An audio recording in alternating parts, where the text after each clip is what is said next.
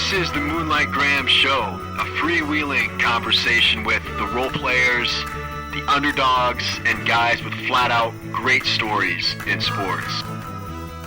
Hello and welcome back to the Moonlight Graham Show, and our Moonlighter for today is a guy that when I first started this podcast, this is the type of guy I had in mind that I wanted to get on the show as Moonlighters. His name is Travis Diener. If you've been paying attention to sports recently, you know that the first team sport to come back after the coronavirus was the TBT tournament. It used to be called the basketball tournament. Now they're calling it TBT. In this tournament, it's a basketball tournament of non-NBA basketball players, and it's winner take all for $1 million. So the team that wins splits $1 million between the teammates. And so Travis Diener, who went to Marquette University, is playing on a team of former Marquette players. They're called the Golden Eagles. And at the end of the game, in the championship game, the Golden Eagles needed a three-pointer to win $1 million. Travis Diener's in the right corner. He looks at his teammates on the bench, and he says to them, "You guys ready to win some money?" Sure enough, the ball gets swung over to Diener. He has a shot from the corner to win $1 million, and it hardly hits iron. Nothing but net. The Golden Eagles win $1 million. And it was just another feather in the cap of Travis Diener's great basketball career. Travis Diener, he jumped on the scene back in the early 2000s when he was playing for Marquette, because at that time, Marquette had Steve Novak, who had a long NBA career, and most notably, Dwayne Wade. And they went to the Final Four with Tom Crean as the coach. Right after that, Diener was drafted into the NBA. He played 5 years in the NBA, 2 years with Orlando, 2 years with Indiana, and a season split between Indiana and Portland. After his NBA run, Travis Diener went over to Italy and has been playing over in Italy essentially ever since. He's played 7 professional seasons over in Italy.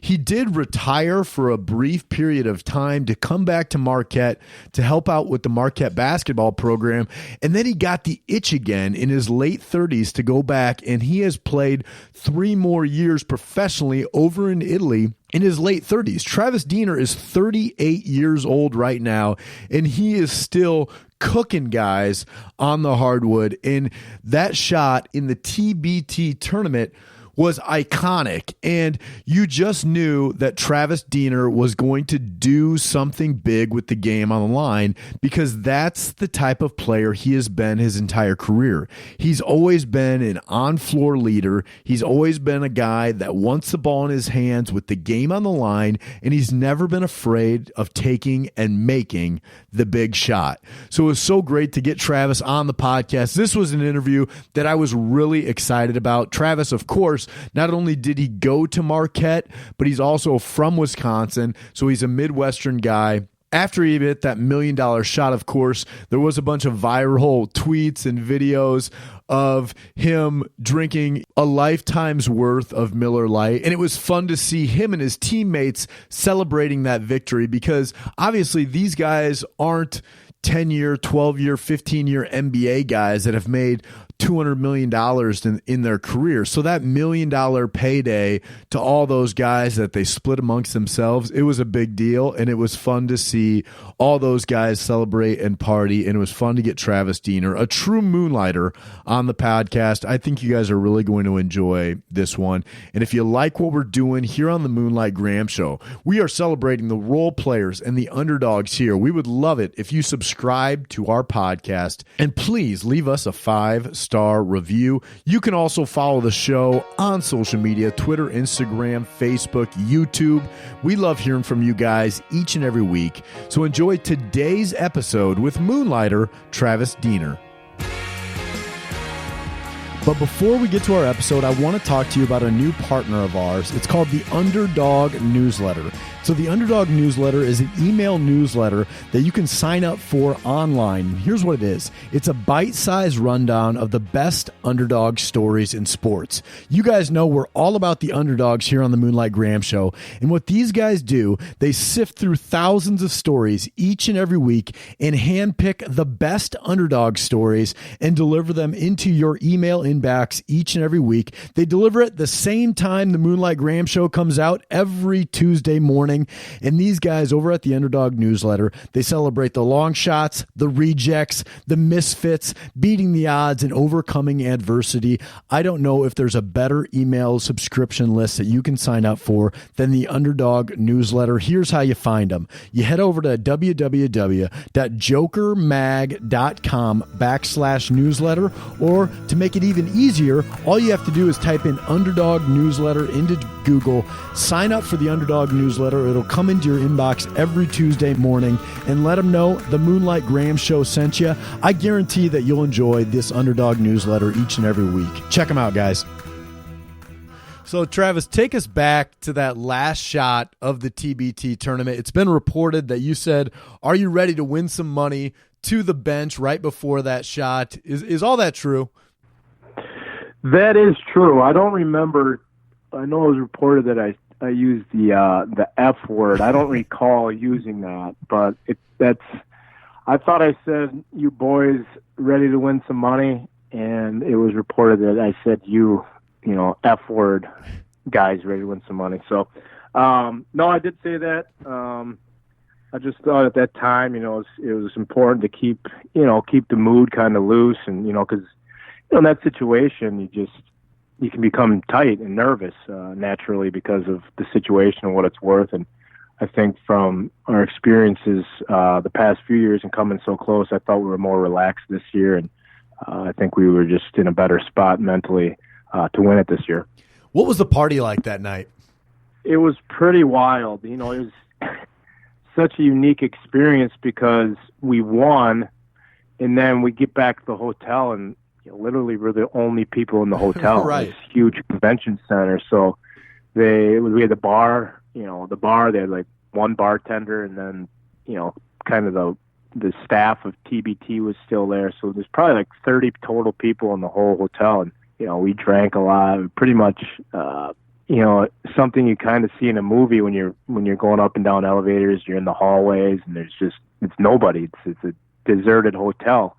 But we partied till late in the morning, and then we had to drive back to Milwaukee. So that was definitely not a fun car ride back to Milwaukee. Well, it was fun because we won, but it was a long day the next day. Right. No, I've been there before. So in your basketball career, you're 38 years old. You've played in the Final Four. You've played in the NBA. You've played in the NBA playoffs. You've had some ton of success overseas. Where does that shot rank for you when you look at your career? Well, I think naturally right now it seems like it's pretty high because it's so fresh. And there's a lot of attention to it, partly because, it was the only thing going on TV. It's the only live sports going on, so everybody's kind of watching. Obviously, the prize makes it a huge shot for $1 million.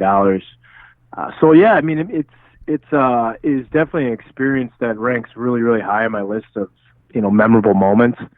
The only difference is you're not really you don't go through a whole season. You don't go through the ups and downs like you would with a normal team. So that kind of leaves that taste in your mouth of, so quick. You don't build that.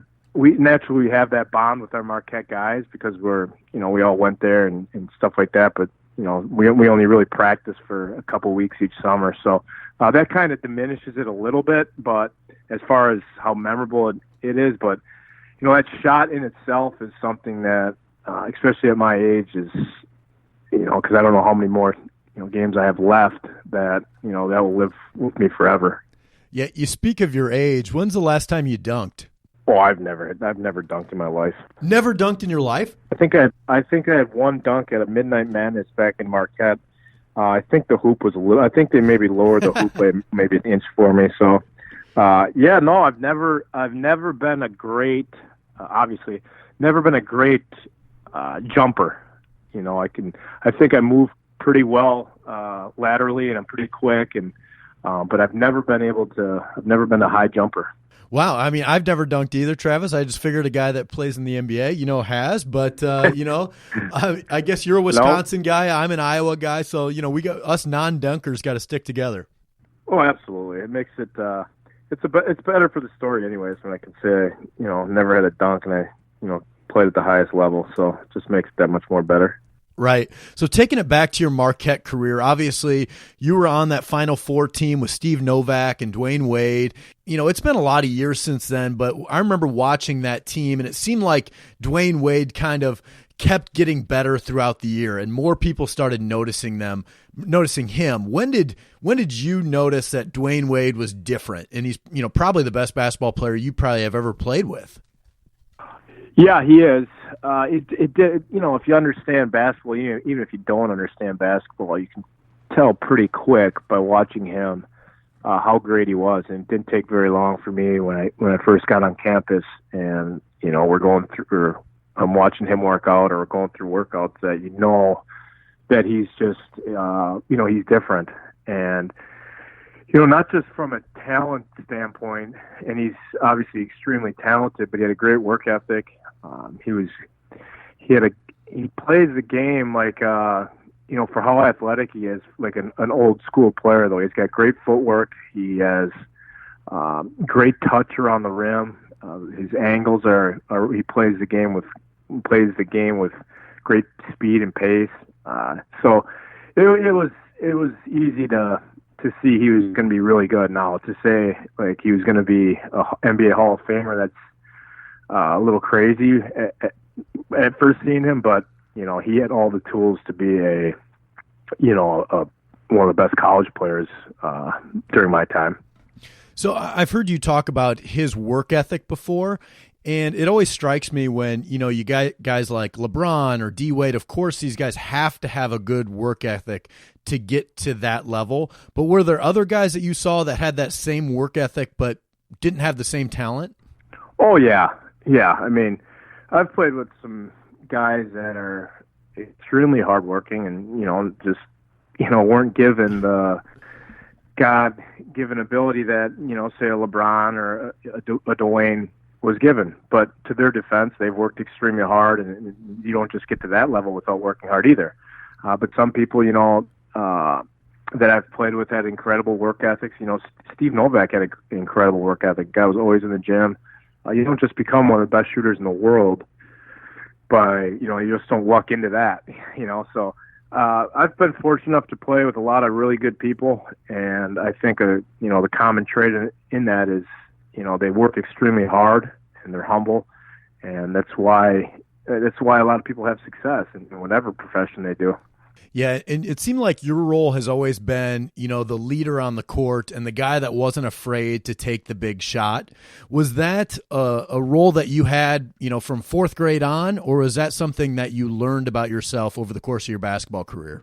No, I think from a very young age, naturally as a point guard, you're going to have the ball in your hands, and I've always wanted the ball in my hands, especially at the end of games. Not necessarily to shoot it, but I always felt like I was a good decision maker. So even if I didn't have a shot, or I'd make the right pass, I'd give it to the guy who was open or the guy who had it going. I think that's important. But yeah, I've always enjoyed the thrill of taking shots, and in that situation or any situation, you have to be willing to fail and miss shots, and that's happened thousands of times too. But you just don't think about, when you work so hard throughout your whole life, in those moments when you do come through for your team, and you just see the joy and excitement that you can provide for other people, it makes it pretty memorable. Of course, Travis, you had a pretty good NBA run before you went overseas and played mostly in Italy. What was your welcome to the NBA moment? I said this before. It was, growing up, when I was in high school and I was a teenager, my favorite player was Steve Francis, who played at Maryland, and I just loved his athleticism and how he played. And Orlando drafts me in the second round in 2005, and the first person I see, when I get to the practice facility is Steve Francis. So it was right away. It wasn't a play or during a game. It was just kind of seeing a guy that was my favorite player, and now he's going to be my teammate, and he's the first guy, literally the first teammate I saw when I entered the practice facility for the first time. So that was not only a welcome to the NBA moment for me, but a really, really cool moment. How long does it take to go for a guy like Steve Francis to go from a guy you look up to, you idolize, he's your favorite player, to him just being a peer and a teammate? Yeah, I mean, it has to happen quick. Otherwise, you probably have no chance Right. At success. Thankfully, he was my teammate, but there's hundreds of other guys that to compete against. You're going against, at my position, you're going against first few games I'm playing against Allen Iverson, who is one of my favorite players as well. So you turn that into as a competitor, obviously you show a lot of respect for what all these great guys have accomplished in the game. But ultimately, you're trying to compete against them. You're trying to play as best you can to help your team win. Mm-hmm. So you retired in 2014. You came back to work at Marquette, but then you unretired. You got the shoes back out, and you went back to play overseas. What prompted that decision to come out of retirement to play the last few years? I missed it. I missed competing. I've always been a guy that just loves the competition aspect of anything, not just basketball, whether it was playing cards, golfing, growing up playing baseball, football. I just loved competing against somebody. And I miss that. And I also miss being in the locker room as a player, going into the locker room before, after practice, telling stories, making fun of each other, experiencing the highs and lows, not just the big wins, but, the losses that, haunt you for a lifetime. Just sharing those experiences with teammates is what I missed. And so that's why I decided to try to go back and do it again. And fortunately, for the last 3 years, it's been, 3 of the best years of my life playing basketball. And it's not because I'm better by any means, but I've been a part of really good teams, really good teammates, and it was exactly, why I came back, and what I missed is come to fruition for me. It's been awesome. When you were at Marquette as a coach, or director of player development, or I'm not sure exactly what your title there was, were you playing with the team? Were you playing every day and, working out with the team? I was staying in shape, but I wasn't in basketball shape by any means. I mean, I was playing, noon pickup and stuff like that, working out a little bit. But, that first 4 or 5 months when I went back and played in Italy, I was terrible. Like I contemplated, I was talking to my wife, like I'm retiring again. I'm done. I'm really bad basketball player right now. I can't get over the hump. I'd be in practice and I'd do well, and the games would come at just different speed. I'd never get my legs. And after about 4 or 5 months, one game it just clicked. I played really well, and then kind of turned for the rest of the year. I just think I found my rhythm. My legs were in game shape then. So, but it was really difficult at the start. Are you going to give it a run at 39? Yeah, I don't know. It's up in the air right now. I have a couple offers over in Italy. I've kind of been slow playing it, and they've been giving me some time to make a decision, but kind of up in the air. I haven't really decided yet. So you mentioned baseball earlier. You were a competitor. You loved to play any sports growing up. You're a Midwestern guy. Have you ever been to the Field of Dreams? That's not that far of a drive for you, and growing up in Fond du Lac. I know, and I hate to say that I have not been there. I've always talked about it with friends of making the drive there, but we've never been there. You got to make it. I've seen the movie probably 30 times. It's something that we've always talked about. I'm sure we will. I mean, because it is it's an easy trip for us. What about, going to Northwoods League? Well, I'm going to ask you a question. Weren't they were going to play a baseball game there, and I was going to go to that. The White Sox were going to go there because I'm a White Sox fan, I think. I think it was the White Sox and Yankees, maybe? 6 days ago, Travis. 6 days ago, the game was scheduled to play the first Major League Baseball game ever in the state of Iowa. And because of the coronavirus, they had to push it back a year. But they built a full nother Field of Dreams, one cornfield away, right outside of the movie set, and it's spectacular. Yeah, it was the White Sox, wasn't it? White Sox Yankees, yeah. It was perfect. Yeah, I was right. I'm coming there then. That's when I'm coming. Next year, I got to find tickets. I'm going to put it on you to find me a ticket so I can come watch and see the Field of Dreams. We'll go, and we'll have a couple of Miller Lights. We'll play catch in the outfield, and then we'll watch the game. Sounds like a plan to me. Yeah. Did you go, I mean, in Wisconsin during the summer, they have that Northwoods League, which, Fond du Lac has a team now. Madison's got a great team there, and they're great party venues and great beer decks in the summer. You ever made it to a Northwoods League game? I have. I actually threw a first pitch out at one of them one year in Madison. And now, yeah, like you said, Fond du Lac just got a team recently, last few years. And that's just a good event, in small town Wisconsin, some entertainment at night. Take your kids there, get a hot dog for $1, get a beer for $1, and watch some baseball. And it's not obviously Major League Baseball, but there's high level players, high level Division I players that come and play during the summer, and it's definitely an entertaining night for people. Yeah, that's for sure. So, Travis, the way we end every episode of the Moonlight Graham Show is with the 5 big questions. And the first question is, who's the best teammate you ever had? Well, there's a lot of I'm biased towards this because he's my cousin, but my cousin Drake, who I played high school with, he went to DePaul, so I played against him in college. And then we ended up playing 4 years together in Italy. So my cousin Drake is my favorite teammate of all time. Did you guys fight like brothers? At times, but not. It was never physical. It was, we obviously with any friendship or I consider him like a brother to me. There's arguments but nothing that ever turned really nasty. He has two older brothers, and there was fights between those three. But I always stayed away from that. Yeah. Who's the best player that you saw that never made it into the NBA? I thought my freshman year at college, one of the best players in the country was Steve Logan, and he never really made it. He probably played only a few games in the NBA, and I always, maybe because I was so young, I just thought he was a great college player, and I guess his game never translated to the NBA. He was kind of a smaller, stocky guard, wasn't a great athlete, but he was just a bulldog on the court. And I always enjoyed competing against him while, at times, hated competing against him as well. Where did he play? I recognize the name, but I can't picture him.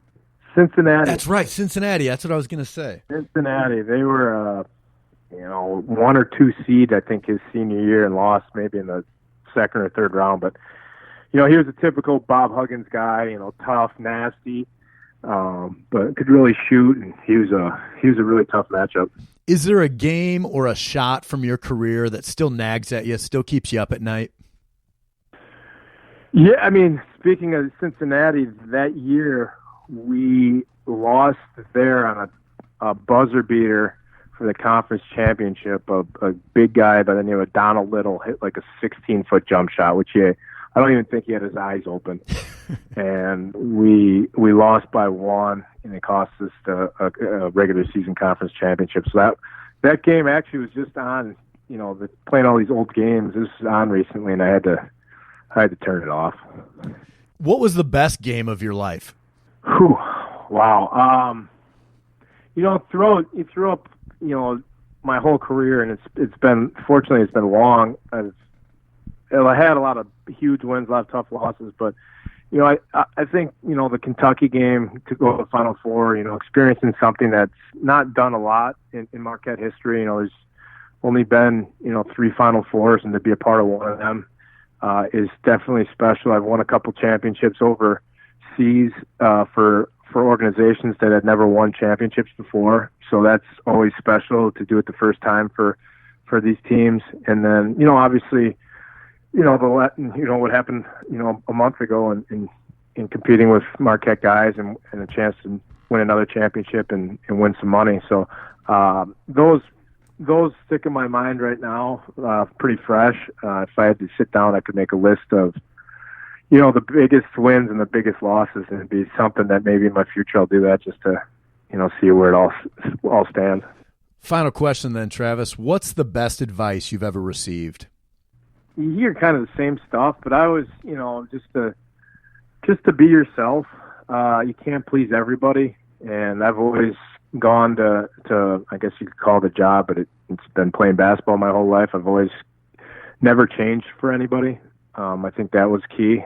Just be yourself. My intensity and my competitiveness and passion can rub people the wrong way. I'm hard on my teammates. I'm particularly hard on myself.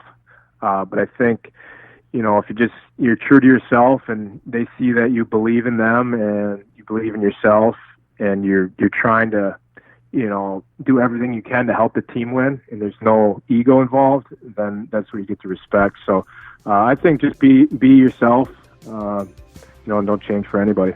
I love that. Well, Travis, thanks so much for taking the time to come on the Moonlight Graham Show. I look forward to sharing a Miller Lite at the Field of Dreams with you next fall. I'll start working on the tickets right now. You count me in.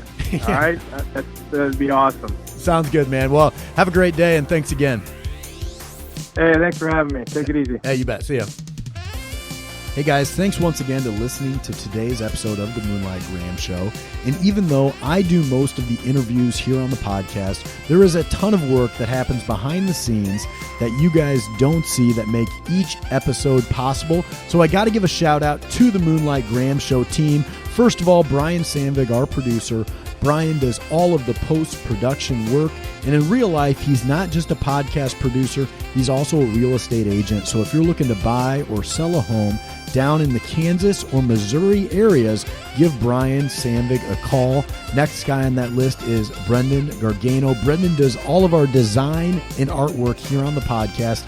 He's one of the most talented artists I've ever met, and I love all of his work. If you need any help on the design side with logos or anything like that, give Brendan Gargano a call. The next guy on that list is Andy Flattery, my older brother. Andy, of course, has done some of the interviews here on the podcast. He also is a certified financial planner. He owns a business called Simple Wealth Planning. If you need any help in that area, check Andy Flattery out.